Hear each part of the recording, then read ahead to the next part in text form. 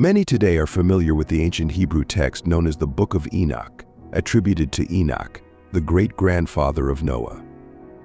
This apocalyptic scripture recounts events that align with biblical lore, such as the Great Flood, but also includes many details that the canonical Bible does not explicitly explain. Central to this narrative are the Watchers, the sons of God, who are portrayed as angels that defied God's will by mating with mortal women. These Watchers, essentially fallen angels, are not explicitly recognized in the Bible but play a crucial role in the Book of Enoch. Their actions are depicted as the cause of great calamities upon the earth, ultimately leading to God's decision to send the flood. The union between the Watchers and mortal women resulted in the birth of the Nephilim, giant beings with voracious appetites and violent natures. These monstrous offspring devoured not only crops and animals, but also humans, and even turned to cannibalism. The chaos and destruction they wrought upon the earth reached the ears of God, who was deeply displeased by the betrayal of his angelic watchers and the havoc they had unleashed. In today's exploration, we delve into the fate of the Nephilim as recounted in various texts, including the Book of Enoch, the fragmented Jewish follow-up known as the Book of Giants, and the Bible. Interestingly, the Bible suggests that giants continued to exist on the earth, even after the flood, implying that they either survived or were somehow restored. According to Enochian legend, the Nephilim were born to the Watchers and their human mothers, who were seduced or perhaps violated by these fallen angels. While it is not specified whether these Nephilim were born as giant infants or fully grown, they are described as wicked beings who consumed everything in their path, including each other. The world fell into distress, and the cries of humanity reached God, who decided to intervene. To restore balance, God dispatched his archangels to purge the earth of this evil. Archangel Michael was tasked with confronting Sumiaza, the leader of the Watchers, who had failed to prevent his followers from sinning and becoming fallen angels. Archangel Raphael was sent to capture Azazel, a Watcher who had revealed heavenly secrets to mankind and taught them the ways of war. Archangel Uriel warned Noah of the impending deluge, advising him to hide until the floodwaters receded, as he and his family were chosen to survive and renew the earth.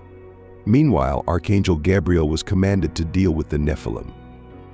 As the Book of Enoch, chapter 10, states, "Proceed against the bastards and the reprobates, and against the children of fornication, and destroy the children of fornication, and the children of the Watchers from amongst men, and cause them to go forth. Send them one against the other, so that they may destroy each other in battle. For what length of days shall they not have? And no request that they make of thee shall be granted unto their fathers on their behalf, for they hope to live an eternal life, and that each one of them will live 500 years. As we can see from these interactions, we learn quite quickly that whilst the Nephilim did run riot on the earth, their days were numbered. Indeed, Archangel Gabriel is seen to go on a killing spree as he reduces the number of Nephilim that are running rampant.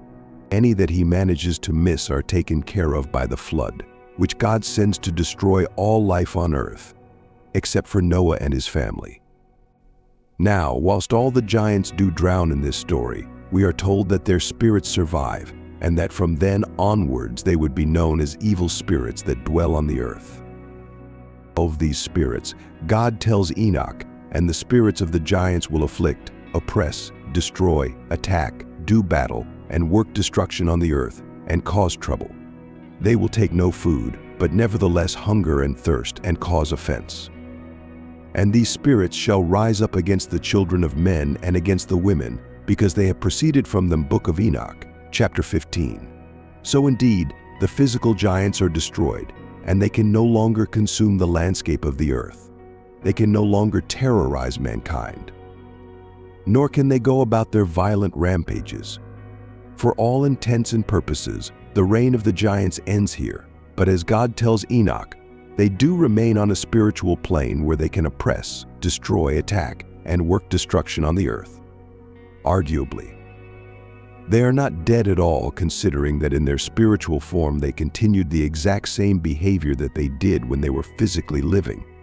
So in this aspect you might say that the Nephilim did survive the flood, just not as they had originally intended.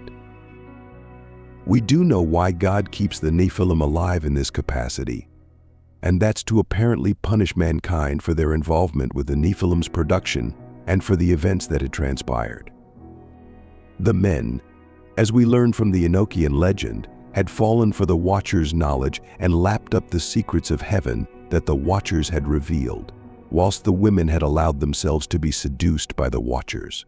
Assuming we go with the idea that they were seduced and not taken against their will. In effect, God kind of blames mankind for the Nephilim too. So he allows the Nephilim to live in their spirit form to punish mankind for their transgressions.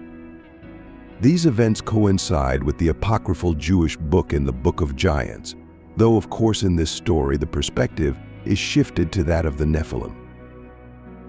Specifically, we see the giant Malwe come to terms with nightmares that he and his fellow giants are experiencing, and they begin to fret over the possibility that these dreams are signs that they have done terrible things and would be punished for them.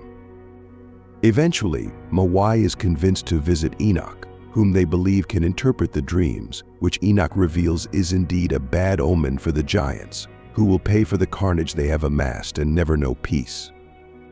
However, there is implied hope for the Nephilim, because Enoch explains that if they change their ways and if they relinquish the bonds of evil, they will be forgiven. Unfortunately, it would appear that either none of the Nephilim were able to repent, or God wasn't feeling particularly forgiving because none of them appeared to be spared. As with the Enochian legend, God does send a flood to wipe out the Nephilim, and those that are able to escape the flood are hunted down by angels. In fact, in the Manichaean version of the Book of Giants, God actually sends the biblical monster Leviathan to mop up those who have escaped drowning. Ultimately, both texts are so fragmentary that it is hard to come to a definitive conclusion, though it is agreed that from what we have, the giants are destroyed by God either in the flood or by the angels he sends to have at them. In the Bible, meanwhile, the Nephilim are acknowledged as having existed as we are told in Genesis. The Nephilim were on earth in those days, and also afterward, when the sons of God went to the daughters of humans and had children by them. They were the heroes of old men of renown.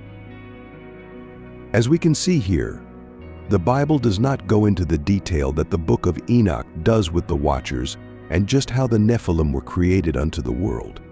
Indeed, we are told that the sons of God went to the daughters of humans and had children by them.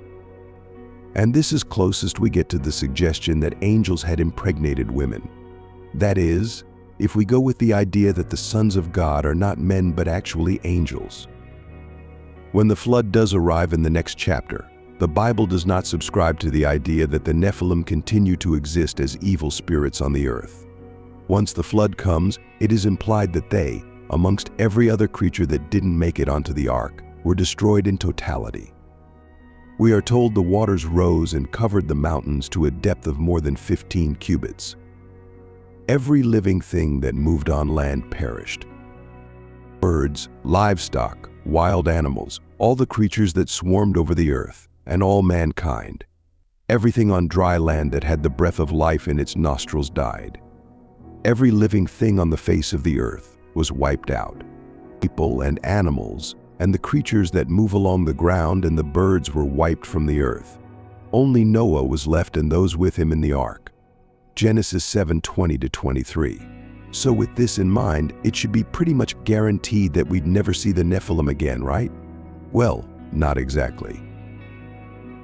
Several chapters later in Numbers, we are told that Moses sends several men to scout and explore Canaan, which has been promised to be given to the Israelites by God, so that they might discover what the land is like, whether the people who live there are weak or strong, whether the towns are fortified or unprotected, whether the soil is fertile or poor, and generally find out what kind of resistance would await them.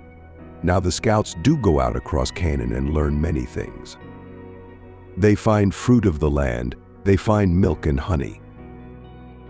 and they research the people who live there, the Canaanites, and find them to be very powerful, who live in cities that are large and fortified.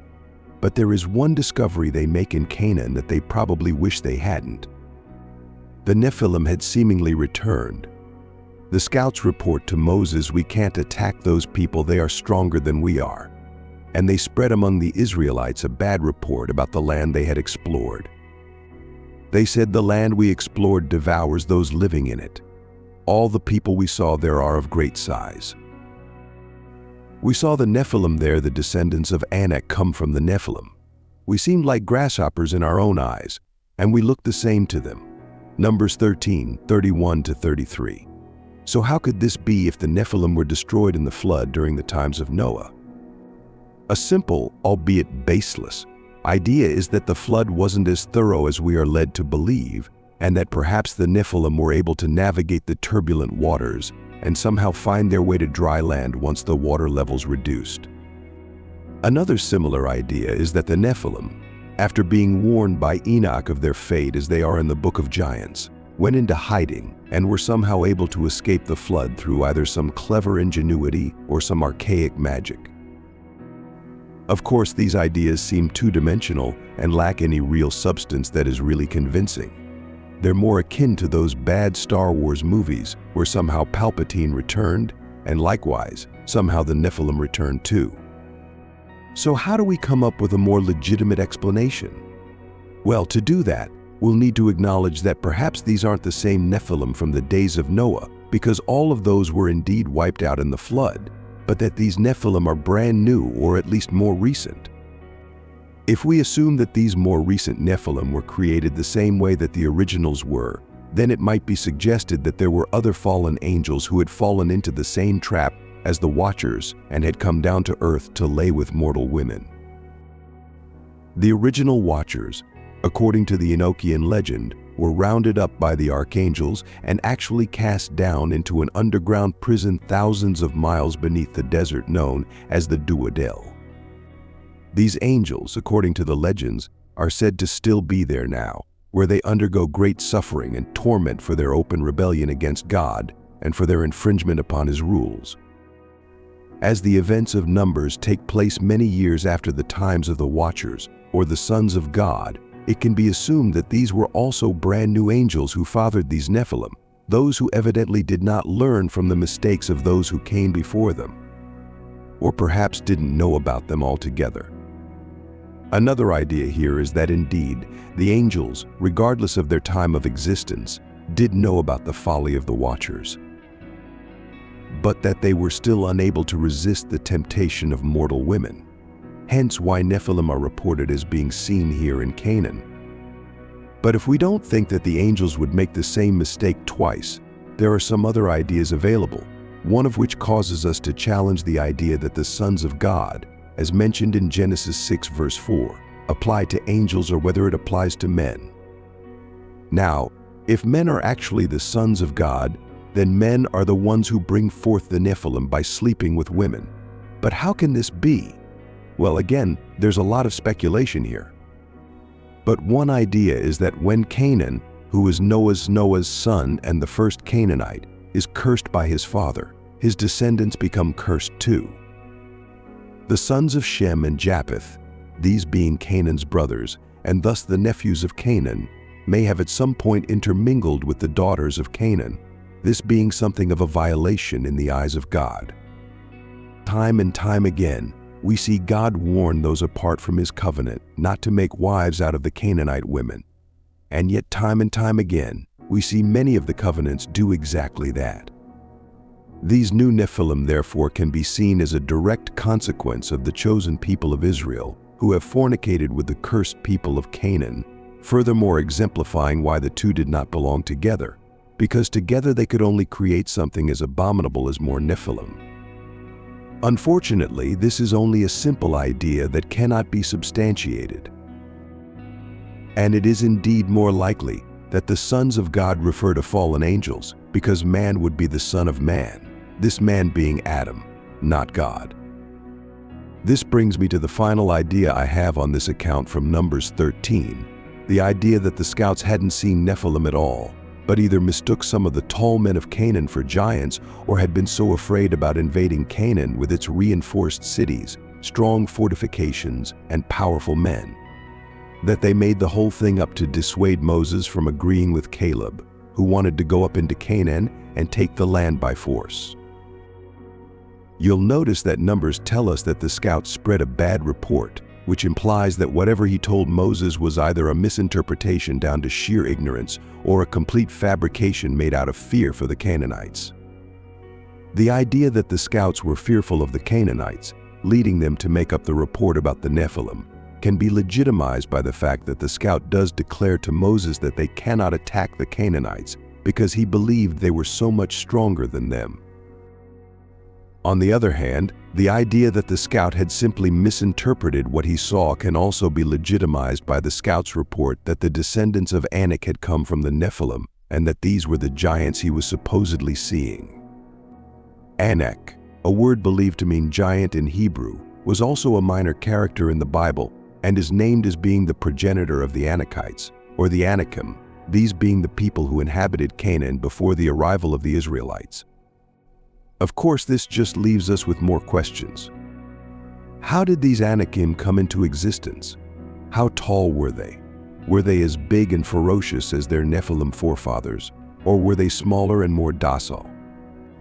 What was their nature in comparison to their evil fathers, and perhaps more importantly, were they a product of Nephilim human relations, or were these the product of men sleeping with Canaanite women, hence why they existed after the flood? Unfortunately, we may never really know. What we do know is that the biblical attitude towards both Nephilim and Anakim is similar. Both are living examples of sin, and both are destined to be removed from the earth. The Nephilim, as we know, were removed by the flood, but the Anakim, as we later learn in the Bible, are all destroyed by Caleb and Joshua. We are told specifically of this in Joshua's chapter. At that time, Joshua went and destroyed the Anakites from the hill country, from Hebron, Debir, and Anab, from all the hill country of Judah, and from all the hill country of Israel. Joshua totally destroyed them and their towns. Joshua 11:21. Beyond Joshua's encounter with the Anakim, we don't see the giants maintain any significant prominence that would indicate they were too much of a problem. Indeed, we do see David encounter what can be presumed as giants in the second book of Samuel. In these passages, he and his mighty men face formidable adversaries, such as Ishbi-Benob, a giant who wielded a spear with a head weighing an astonishing 300 shekels. Additionally, David confronts Goliath's brother and yet another giant, a man of extraordinary stature, notable for having 6 fingers on each hand and 6 toes on each foot. Some scholars endeavor to attribute this figure to Gilgamesh, weaving ancient connections between disparate legends. These giants are all believed to have descended from Rapha, a lineage that assumes the name Raphaim. This designation likely serves to distinguish them from other giant races, such as the Nephilim and the Anakim. By this logic, whether we discuss the Raphaim, Anakim, or any other giants mentioned in the Bible, it is conceivable that they were at some point grouped under the umbrella term of Nephilim, primarily due to their immense size. The people who reportedly saw these giants during biblical times would not have lived during the era of the flood, and thus could not definitively know whether the giants they encountered were Nephilim. Yet because of their fearsome, terrifying, and abnormal appearances, the term Nephilim was easily assigned to them, as evidenced by the scouts' reports in Numbers 13. Therefore, one might suggest that the Nephilim of old did not survive the flood. These original Nephilim, with their supernatural heritage derived from their angelic fathers, were wiped out. Every other giant since then, however, may have been misappropriated under the term Nephilim, despite their lack of angelic parentage and monstrous traits. In fact, the only characteristic these later giants shared with the Nephilim was their unfortunate position on the losing side when God intervened on behalf of his chosen people. The post-flood giants, often lumped together under the name Nephilim, were formidable in their own right. Yet they were distinct from the original Nephilim. Their might and terror invoked memories and legends of the ancient giants, leading to their misidentification. The biblical accounts of these giants, from the fierce battles with David to the scouts' fearful reports, illustrate the lasting impact of the Nephilim legend on the collective memory and language of those times. As we reach the conclusion of our exploration, it becomes clear that the term Nephilim, while rooted in a specific ancient context, evolved to encompass various giants encountered throughout biblical history. These giants, whether Rephaim or Anakim, were not the progeny of fallen angels, yet their formidable presence warranted the same fearful respect. We have reached the end of our video, and I hope you found it insightful and engaging. If you're seeking inspiration, knowledge, and a deeper spiritual connection, don't let this opportunity pass you by. Subscribe to our channel now, leave a like, and comment to strengthen our community.